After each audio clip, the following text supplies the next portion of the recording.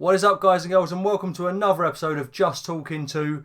And this episode we have a very special guest. We have one half of Bill and Frank Eat Pop Culture. So let's say hello to Frank. How are you doing, my friend? Hey man, I'm doing great from Doing over great. here in America. Thanks for having me on. No worries. All the way over the water. How's your day been? Well, it's only morning over there at the minute, isn't it? Yeah, it's about 11 o'clock in the morning here. You know, it's Saturday, so the house is a bit quieter than usual. I got 11-year-old twins. They're down in Florida visiting their uncles, and we're stuck here with just the 5.5-year-old. So Oh, a little okay. bit less crazy than usual. Yeah. Yeah, I'm in the same boat. My wife's taken the two kids out, so yeah, it's quieter here as well. It's although it is like 4 o'clock in the afternoon here, so you know we're a bit more ahead of you. So so you are one half of the Bill and Frank Eat Pop Culture. I mean, that's a long name. I keep forgetting the full thing. I remember Bill and Frank. I just think yeah, Crazy Adventures. You know, like Bill and Ted. yeah, exactly. My partner's not with me here today, but he's at a Comic-Con in Raleigh, down in the Carolinas, meeting David Tennant and Donna Noble and all them. So he's having well, you're having the most fun. Like you're here on this show. I mean, you'd rather be here than Comic Con, surely. No, nowhere I'd rather be. Yeah, great stuff. So how did you and Bill meet? Was that have you grown up together, or because I think you've moved away, haven't you, or something? Yeah, so Bill and I met my freshman year at college, and we quickly became very close friends.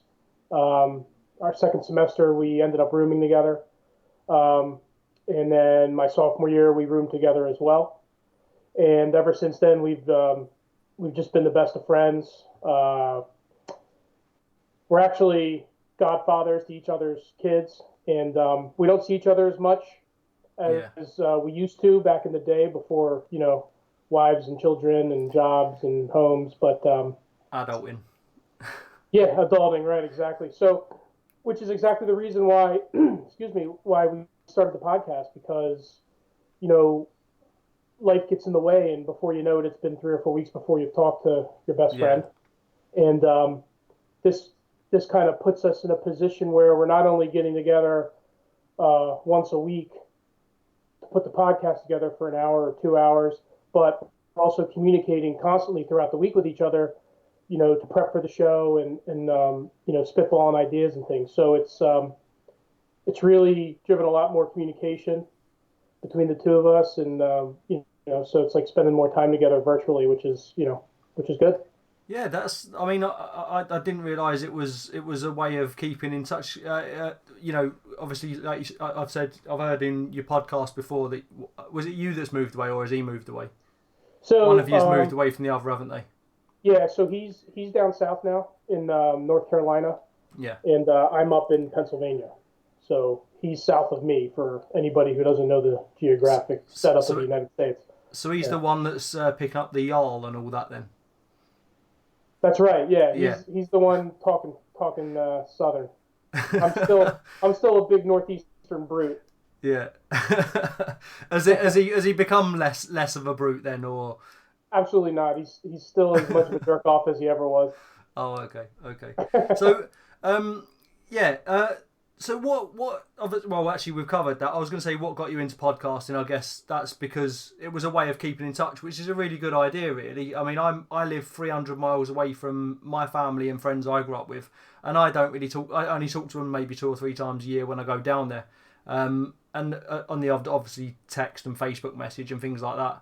But yeah, it's a good way of keeping in touch, I guess, and it's fully communicating as well, isn't it? Because the Yeah, and I ideas. mean, you know, to me, it's I've been listening to podcasts ever since Ricky Gervais put his out, 12, 13, however many years ago that was, and I've always been fascinated with the concept of self-publishing and uh, I was in a band for a long time back when I was in high school and in college, and we didn't have any social media or you know technology really to help us promote the band or manage ourselves or publish music. We were all still very much at the behest of promoters and newspapers, and we had the internet, but it was crappy websites and a message board. Yeah. And I talk to some of the guys from the band every once in a while, and there's a lot of it's like, wow, if we were doing this thing now, it'd be a completely different life. But so anyway, I've always been just fascinated with the ability that to if there's anybody out there that has a creative bone in their body, to be able to just put something out there for people. And if people like it, they like it. There's nobody between you and the audience deciding what the audience sees and hears and likes. If people find it, if you can get people to find it and they like it, they can continue to hear it. Yeah.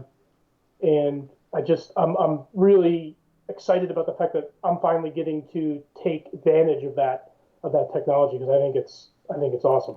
Yeah, I mean, they say about there's someone out there for everyone, and that's not necessarily only in a relationship matter either. Like, I mean, if you put stuff online, someone will like it. If you put something on there, so I mean, obviously, if it's really unplanned and really not very good, obviously you're going to struggle a bit more than if it is just naturally good. But I mean, the best way to go about is just starting, isn't it? I think putting something out there and building on that original thing. That way it gets better and you can pick up traction as you go. You don't have to be a massive hit the second you upload something, do you? I agree 100%. It's to me, and I've had people email me and tell me how much they like the show, and I'm a writer, I'm this, I'm that, and I want to do something, but I don't know how to get started. And my advice is just that to everybody: just do it. Literally, everybody has the tools that they need to put something out there, whether it's writing, whether it's music, whether it's a podcast, whether it's a YouTube channel, whether it's a Twitch stream. Just do it. Don't overthink it, because then all the nasty negative thoughts come into your head and you start getting insecure and, oh, nobody's going to like it, this and that. You just do it. Yeah. And, one of the most amazing things that I've experienced through this whole journey has been, you hear so much about how toxic and negative social media is, and what a, cesspool of trolling and negativity. I've found the most supportive group of fellow podcasters and writers and bloggers out there that just, they want to help, they give advice, they help you promote, they become fans themselves, and it's just been diving into this whole podcast world. Is that the Odd Pod Squad or whatever it is it? Yeah, I mean that's just the few of us that actually took it to the next level and said, hey, let's start this thing up. Hashtag Odd Pod Squad on Twitter, at Odd Pod Squad on Twitter. We said, hey, let's all get together and like take promoting each other and helping each other to the next level and form this little network. And who knows what it's going to turn into? Like I said, I mean, nowadays, if you have the drive and you have, decent content, you can make a little success for yourself. And but outside the Odd Pod Squad, there's a ton of people that want to help and want to be part, and there's no barriers, there's no jealousy, there's no hatred. It's just been very, very positive, and I thank everybody for it.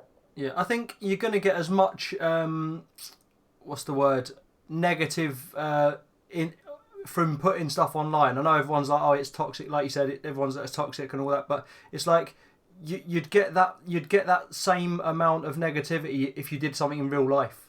The thing is being able to take that negativity, or not necessarily negativity. Sometimes it's not negativity. Sometimes it's someone just saying to you, you could have done that better. You could have done this better, and people take it the wrong way. If you take it as if like, oh, actually, yeah, you're right, maybe I could have, then all of a sudden it's not really that negative, and you can improve off it. Do you know what I mean? It's not just someone slating your content off. It becomes something you can actually improve then. Yeah, and it's once again, like you said, get it out there, get the feedback, whether it be negative or positive, and use that to evolve as you continue. Don't use it as a reason to say, "Oh, I knew I shouldn't have done this," and sack it in. Use the feedback. Use the negativity, the positivity. Use what everybody else is doing. Look at what everybody else is suggesting other people to do, and use all that and put out a better product. If you can't put out a good product, that's on you. That's nobody else's fault. Yeah. Yeah, you can't blame people for not liking your stuff unless they've got a valid reason. Do you know what I mean? If they have, then you can use that reason to I can't blame people. I can't blame people for not liking my stuff. I can't blame people for not agreeing with everything I say or every belief I have. I mean, that's all part of it. And I think when you go into it, I was talking to my wife about this last night. When you go into this, you are putting yourself out there. Yeah. And you're literally opening yourself up to everybody that has some sort of electronic device to be able to critique you. And so you have to be ready for the negative. And you can't fold as soon as you get some negative. You got to have a thick skin. But, I mean, to be honest, I haven't encountered a lot of negative yet. I'm sure it's coming. We've been very fortunate. I'm very fortunate to have a co-host like Bill, who's got a background in production and editing and directing and writing. So he's very good at parsing out the episodes and putting a structure together. And then he's an ace editor, so that makes our shows sound great. And then I come up with, a lot of the goofy, spacey ideas, and, he's like my filter. He kind of takes them and turns them into stuff that somebody would actually want to consume. Yeah. So it's a good marriage. Yeah. So just finally on that note though, even the biggest people, the biggest YouTubers, the biggest stars, football stars and singers and all that, they're always going to have haters. So it's just a matter of taking it on the chin, and if there is something there you can use to improve your content, go ahead and improve it. Don't just sit there and wallow about it. Is it just get on with it and make a better product, like you said?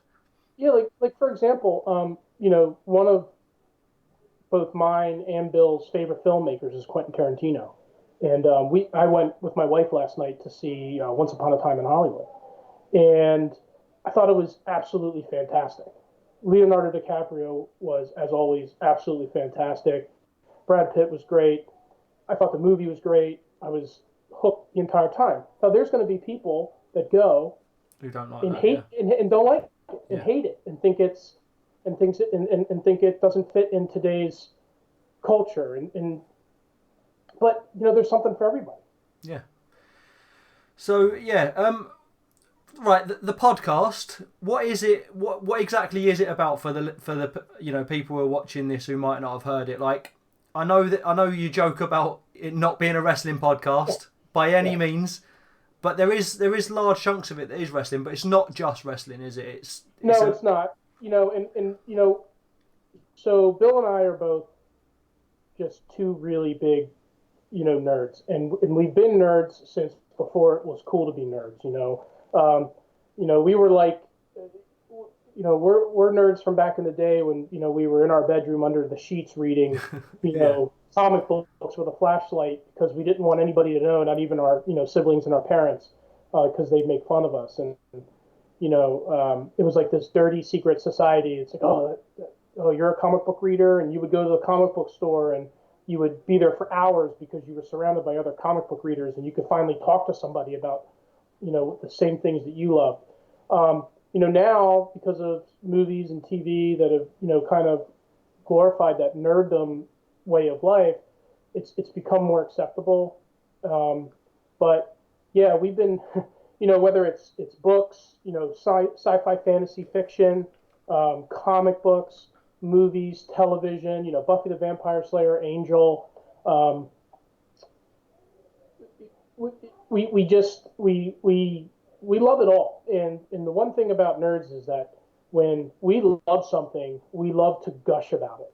and we don't Yeah. just like to watch it passively. We like to completely absorb it and know all the actors' names and all the characters' names, and you just build up this huge bank of completely useless knowledge that you can't do anything with anywhere else except when you're sitting bullshitting with your friends around a couple beers. So yeah, so the podcast is basically that. I mean, it's Bill and I getting together once a week, sometimes twice a week, and talking about whatever's going on out there in our world that gets us excited. A Yeah. lot of times it's wrestling. We're both super huge wrestling fans. We didn't want to be solely a wrestling podcast because there's a million of those out there, but we do really like to talk about wrestling. It's one of our favorite things. Um, I watch a lot of it with my son, and it's a big it's a big part of my life. So we do talk about it, but we also talk about uh, movies and television, and we're going to start talking a lot more about comic books because we're going to get really into Hickman's relaunch of the X-Men, and yeah, so it's basically it's like a nerd slash pop culture podcast where if you like wrestling, comic books, just two nerdy guys gushing passionately about stuff they like, it's for you. There's a lot of humor sparsed in, Yeah. and it's got some language, so it's not safe for work. And don't let your kids listen. Don't listen to it in the car when your kids are with you, because we talked about it when we first started doing this, and said, what do we do? Do we make it clean? Because my kids want to listen to it, and I want them to listen to it, but we also felt that it would come off as stiff and fake if we didn't just talk the way we normally talk. Yeah. And we You really want your wanted personality to shine through on a podcast, don't you? You we don't want to really just be. we wanted people to listen to the podcast because they want to listen to Bill and Frank talk about the things we're talking about. Yeah. You can go and there's a million different podcasts that talk about the same stuff we do, but we're the only ones that can talk about it like Bill and Frank, and that's really what we try to push out into people's ears. Yeah, and it works. I mean, I'm not a wrestling fan. My brother loves wrestling, and he tries getting me to watch. I mean, I watched it years ago when it was WWF. I watched that when I was younger, but I've just fallen out of love with it over the years. I've not really watched it for ages. So I don't know. I might like it, but Shawn Michaels and X-Pac and all that, they were the days when I watched it. But I still enjoy listening to your show. And I messaged you the other day, I think, talking about being educated as well, because you were saying hello in all these different languages, which I thought was brilliant. Yeah, I thought it was fun. It's like going back to earlier. It's wild. The service that hosts our podcast will tell you like where all your listeners in the world are coming from, and I was like, wow, we have a listener in Croatia. What the hell? And I was talking to Bill about it, and he was like, this can't be, like, this is impossible. So we just found it to be hilarious that there's somebody in Croatia sitting listening to us two assholes talk about wrestling and poop jokes and dick jokes Yeah. and so it just popped in my head. We should do this little segment where we go around the world and say hello to all our listeners in their native languages. And I thought it turned out pretty funny. It's probably one of my favorite segments we've done since we've been doing it. And it kind of flowed well into it. It didn't feel planned. Like, it was only a couple of, after you'd said hello to a few of them, I realised that you actually that's what you were doing. It wasn't like it felt forced. It literally just flowed into it. And there was Bulgaria as well, wasn't there? By the way, was it you or Bill that said Chris Hemsworth in Australia? I said Chris Hemsworth. Yeah, Bill I think it should be Chris Hemsworth as well. I do too. Bill said Crocodile Dundee. Yeah. See, I didn't really go much on, even though that was like one of the films that my brother watched a lot when I was a kid. I wasn't really that into Crocodile Dundee, so yeah, it's got to be Chris Hemsworth. I reckon it's Chris Hemsworth. I think it is too. Or one of the Hemsworths. It's one of the. There's three of them. I think there's a pretty good shot that it's at least one of them. Yeah, but then they would probably tell the others, so they might have three soon. Yeah, so word of mouth, right? Like if one Hemsworth tells a Hemsworth, and then that Hemsworth tells a Hemsworth, And then before you know that, well, you've got uh, Edward Norton watching, and the whole Marvel universe. Christian Bale, yeah. Yeah. So yeah, the one thing that before we move on to the personality questions, the English, you need to be thingied up on your English, because we don't say hello. Go on, you could do it.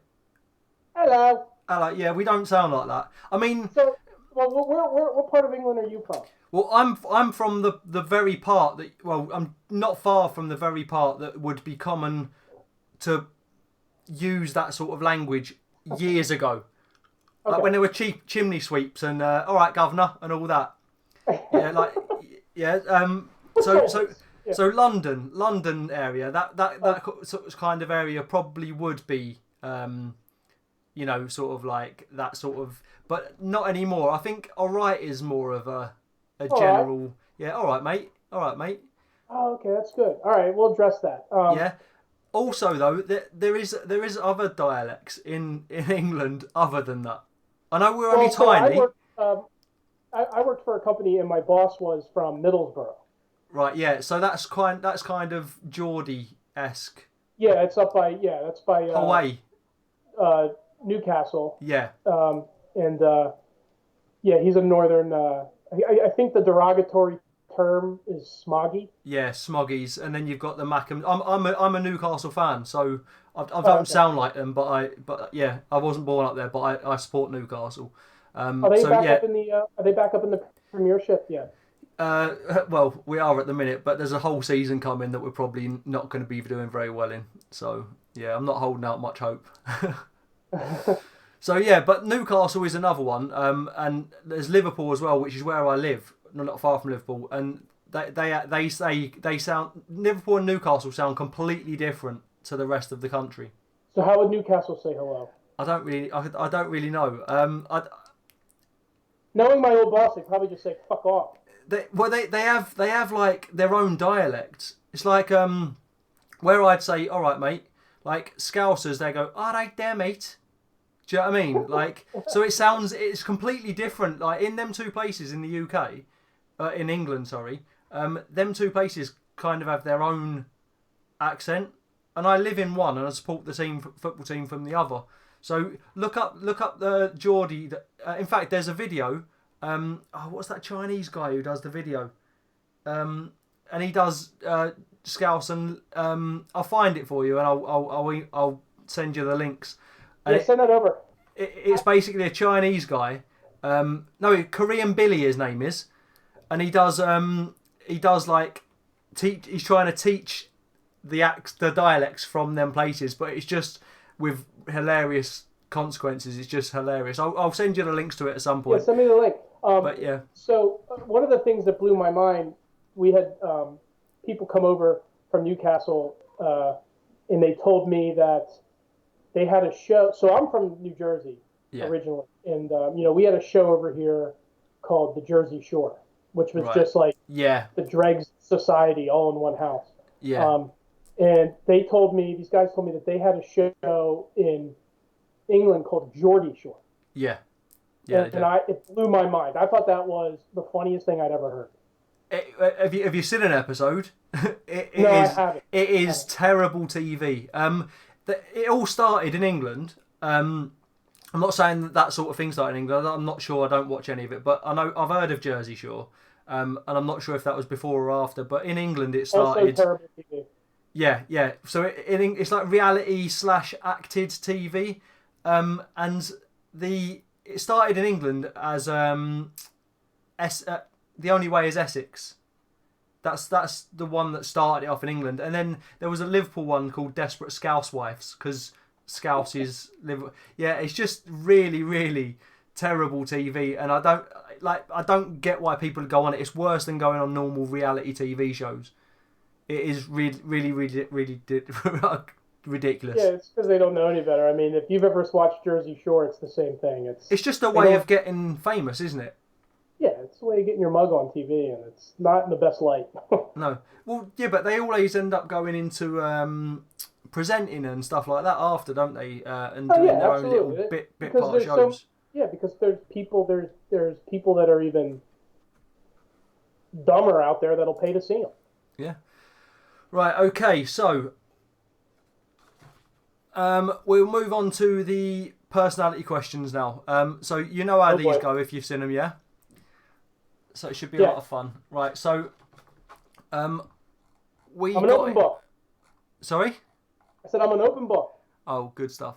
Right. So I think we got it down to two. So it's pick a number between 1 and 271. 137. 137. Everyone tries to go around that middle number. 137. We have Evan Wood, Uh-huh. Kaylee Cuoco, that's the woman from the Big Bang Yep. Theory, Yep. and Amy Adams. I believe she Okay. was in. She does kids films and stuff like that. In fact, she was No, in Amy something Adams She was in one of the Marvel films, wasn't she? No, she's Lois Lane. Lois Lane, that was it. Yeah, she was in the Superman. Yeah. Now, who's the first one? Evan Wood. Evan Wood. I'm not sure who that is, but I recognise the other two, so I thought at least it's someone. All right. Yeah. So it's Kiss, Marry, Kill, or Kiss, Snog, Marry, Marry, Kill. Avoid, whatever one you wanna. Evan Wood is a female. I'm guessing so. The other two are. It's not normally mixed. Sometimes it has men, but there is normally 3 men. All right. So let's see. Kiss, Marry, Kill, Snog, Marry, Avoid. So I'm gonna marry Kelly Kuko. Okay. Because I absolutely love her. And I'm going to kiss Amy Adams because I'm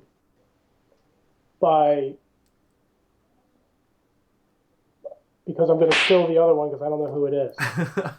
That's a good way of thinking. Like, Yeah. I mean, no, I mean I like Amy Adams. She's super talented, and I thought she's not the Lois Lane I would have cast, but yeah. she was decent in it, and she's not horrible on the eyes, but there's not much better out there than Kelly Kuko, so that's where I'm staying.